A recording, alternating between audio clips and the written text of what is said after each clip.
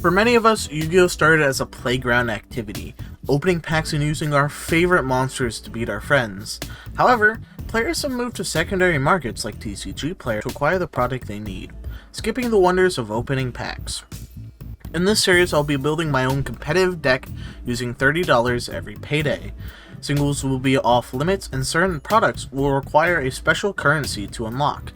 This is my journey into Sealed Only Yugioh. Hello and welcome to the Chucast. It's Chu the Whoop. Welcome to our third installment of Sealed Only Yugioh. Like I said, I'm going to try to record this entire opening tonight, so I'm not sick of it. But last episode, we ended up getting our first win. But we beat our good pal and rival for the series, Incognito. He's also playing Sealed Only, but he's doing it through online.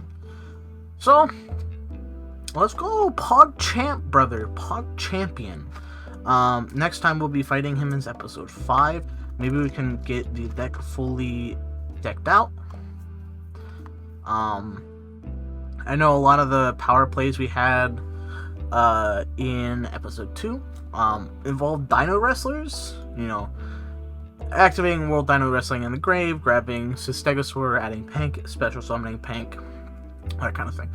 But Temple, Core, Raptor, Diana, Capitera, Rise, third Pank, Jack Jaguar, and a second Galatea.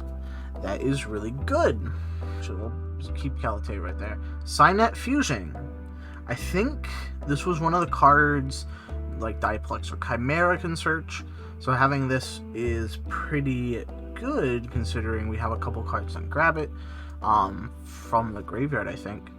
So that might be an ad. I'm surprised I only have one within like 2 boxes. Diana, Necrofusion, Pencil Plume, Eagle, Gift, Captera, Crawler, and Extra Foolish Barrel. We already have 3, so that doesn't really matter. Headman, Incog, Normal, Current, Foxy, Agave Dragon, Capitera, Rise, and a second Long Gearsu. 1, 2, 3, 4. Diplexer Chimera, Stegosaur Core, Einsatz, Bookstone, Con Eater, Capitera, Thunder Dragon Roar. That's pretty good. We're starting to get that Thunder Dragon. All those Thunder Dragons we kind of need if we want to go down that route. However, I'm really liking the power plays, the Dino Wrestlers. That's really the only way we beat Incog. Concentrating Kurt, Diana, Infusion, Pencil Plume Gift, Capitera Crawler, Thunder Dragon Hawk. There we go. Starting to get those Thunder Dragons. Core, Raptor, Diana, Normal, Pretoplast, Gift, Eagle, Galaxy Eyes, Soul Flare Dragon, and our second Thunder Dragon Matrix. Something I need to figure out is what sort of style we're going for, which I still need to open up the rest of the box to do, and how are we going to achieve that the easiest.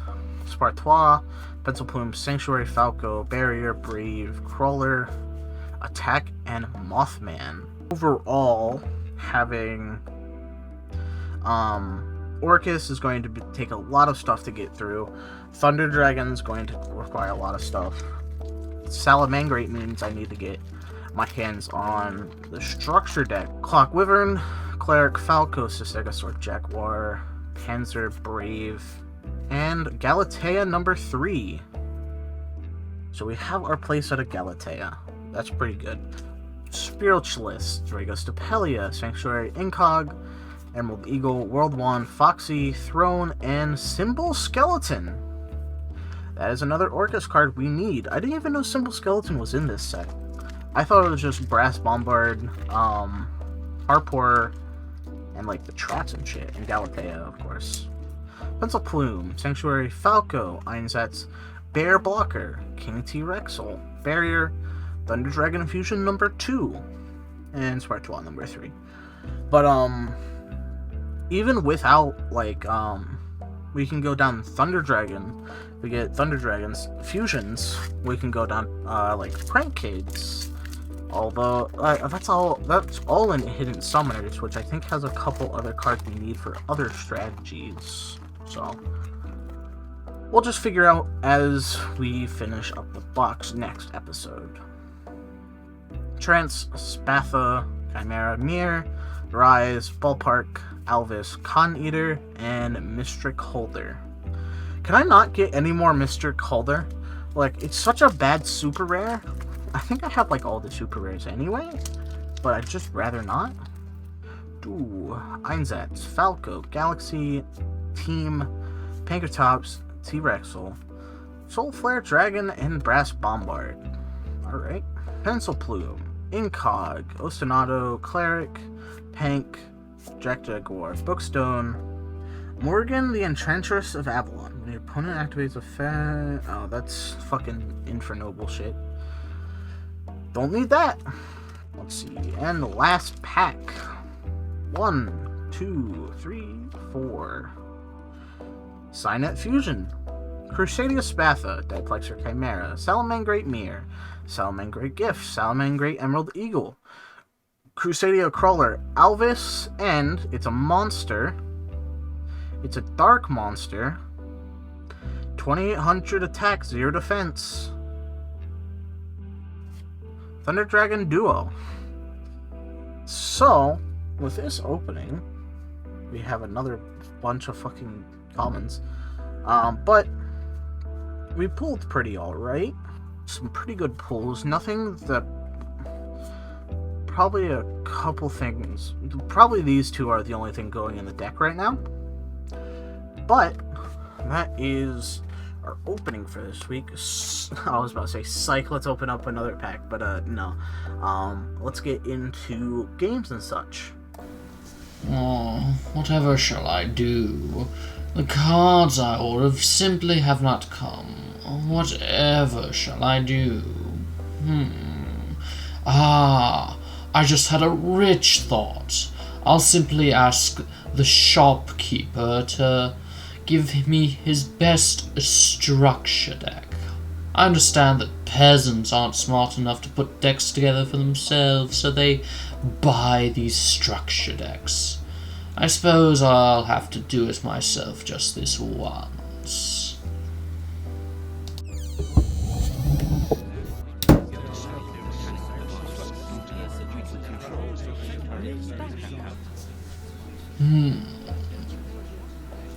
Shopkeeper! Shopkeep! Come on, hurry up now. And that will be 3 rival coins then. Thank you. Shopkeeper, I demand your best structure deck. Any idea you have yet? Your best structure deck. You see, I must defeat these peasants in a card game. I see. I should still have one special deck in the bag, just for people like you.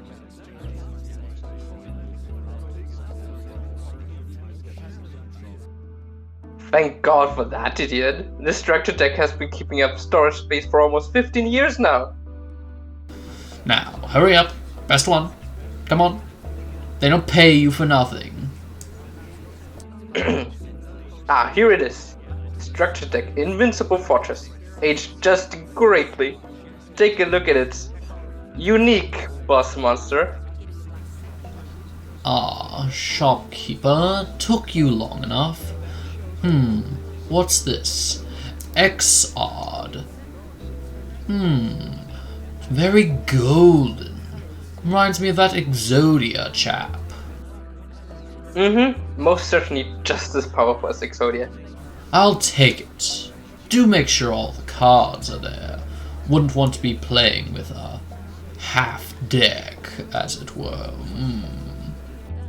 I'll do a quick check of the deck for you. Oh, it actually appears like this card is in a bad condition. Medusa Worm. Say, I am just going to throw in this Medusa from a display case. I'd usually ask a premium for those, but for you, I'd just throw it in like that. It's going to work out just fine. Sir, I'd usually just ask for coins in this region, but for you that will be $100.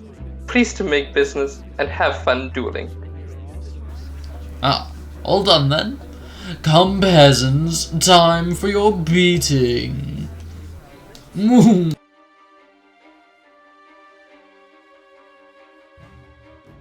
Our first game this week, we're up against Dwight, who's using a single copy of the Exxod Structure deck. We decided to do this duel because I completely thought I had the chance to beat my fucking ass. Dwight ends up going first, setting Giant Rat and Reckless Greed and passing the turn. With our turn, we normal summon Capitero. We attack over the Giant Rat, letting Dwight special summon Stone Statue of the Aztecs, and with that we go to the end phase. Dwight normal summons Giant Rat, moving to the battle phase immediately. He crashes Rat into our Capitera, and chains Reckless Greed. Off of Rat, he summons Cryosphinx, tributing it off in main 2 for Exxod. However, we start our turn by activating Capitera, destroying Exxod, which is funny. We normal summon Jack Jaguar, activating Concentrating Current to get it over the Stone Statue of the Aztecs. Dwight special summons Gigantes by banishing one of the Giant Rats in his graveyard. He activates Premature Burial, targeting Cryosphinx. He then activates Shield and Sword, wiping our board in battle. We start off by activating Mir, discarding Falco. We activate Falco in the graveyard, spinning Mir back to their hand, which lets us special summon Mir once more. With the Cryosphinx effect, we decide to send one of our E-Foolish to the graveyard. We make Clox Partois to add Signet Fusion to our hand, and we normal summon Stegosaur, walking over Cryosphinx. Dwight proceeds to tribute set a monster and pass. We realize it's probably way too big to get over and we pass back to Dwight. He proceeds to flip summon Guardian Sphinx and return our board back to our hand. He flips it back down and ends his turn.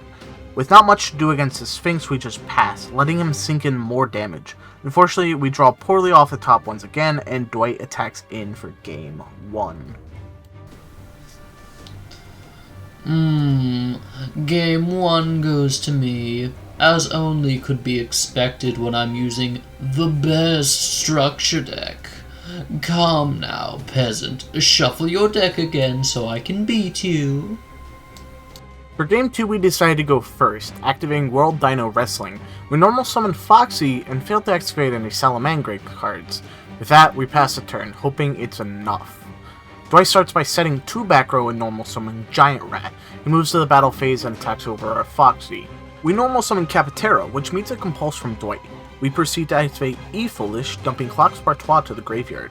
We follow that up with Signet Fusion into Diplexer Chimera. We attack into the Giant Rat and Dwight activates Ordeal. We call monster correctly and destroy Dwight's Giant Rat. Off of the Rat, he summons Moai Interceptor Cannon. On Dwight's turn, he sets a back row and tribute summons Sphinx, attacking over our Diplexer Chimera, which returns Foxy and Signet Fusion to our hand. We top deck the perfect card, Pink, so we special summon it and normal summon Capitera. We move to battle and attack into Sphinx, but he chains Ultimate Offering. We call Ordeal wrong, and Pink gets sent back to hand. We set Signet Fusion as the bluff and pass our turn. Dwight proceeds to wall up, setting another monster and attacking over Capitera. We once again special summon Pankratops. We activate Will, summoning the Jack Jaguar in our graveyard. We normal summon Foxy, excavating Mir, which lets us special summon it. We link 3 into Heatleo, shuffling back the Ordeal. We activate Jack Jaguar in the graveyard, shuffling Foxy back into the deck to special summon it. In battle, we attack over Sphinx after he tribute sets a monster. We realize Pankratops is preventing us from wiping his board, so we tribute Pank to destroy the set Sphinx and attack in. At this point, Dwight is way far behind, so we're able to take game 2.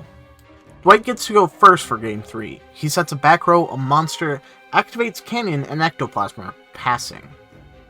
We start off by activating Will, special summoning Jack Jaguar. We normal summon Foxy, excavating and special summoning Mir. We link into Heatleo, shuffling away the Ectoplasma.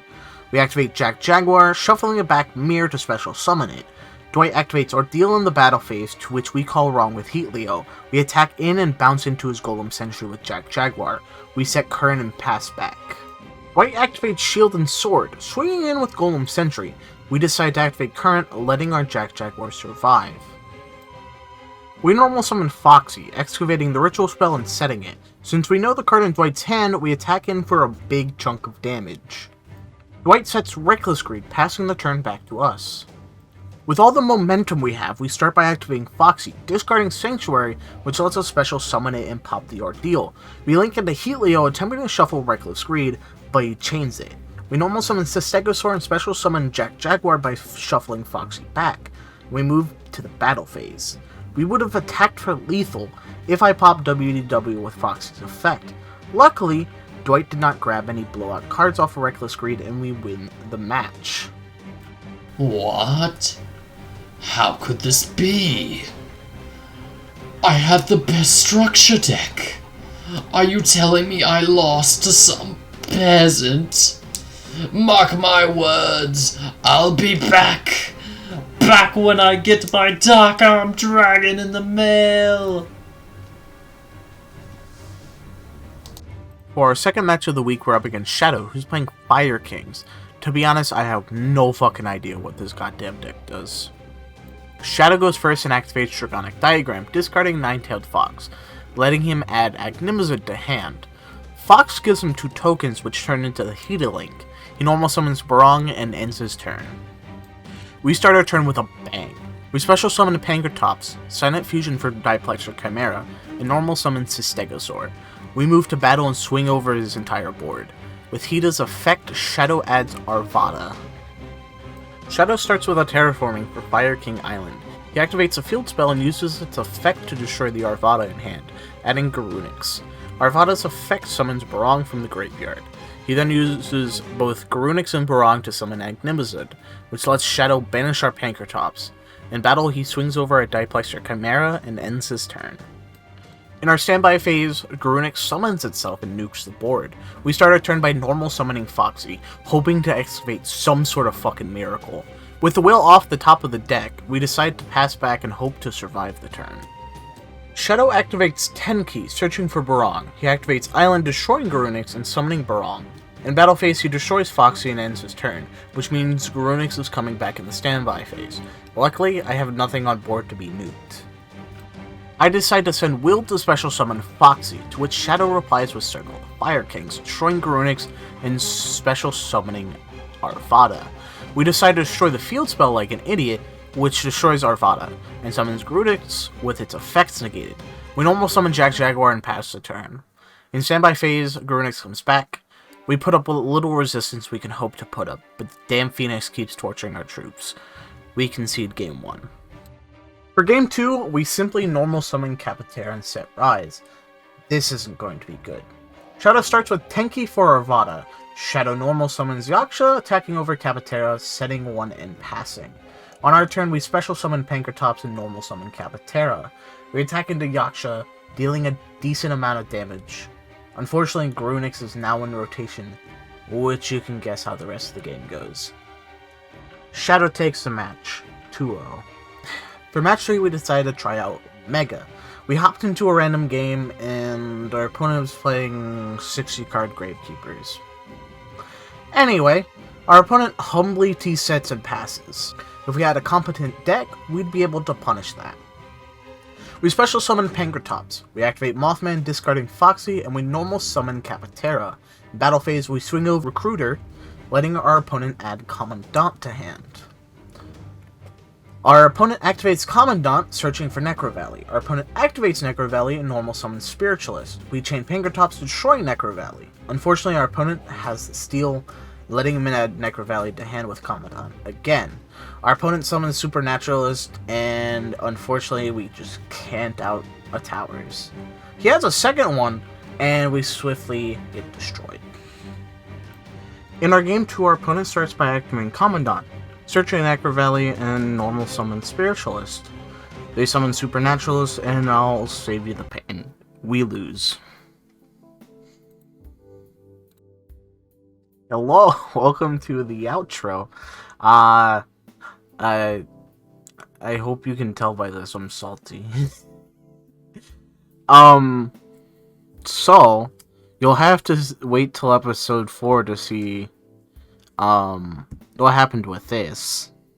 Besides the whole 60 card Gravekeeper thing, the deck performed alright. Of course we didn't make many changes to the deck. The deck's starting to feel a bit more comfortable with, you know, I guess you could say combos it has. So, next episode we'll be opening up the rest of our soul fusion, which will finally set us concretely down a path. I'm not opening up any more soul fusion for a while. So, comment, rate, subscribe. It really helps that channel. And if you'd like to see more, you know where to look. Bye-bye.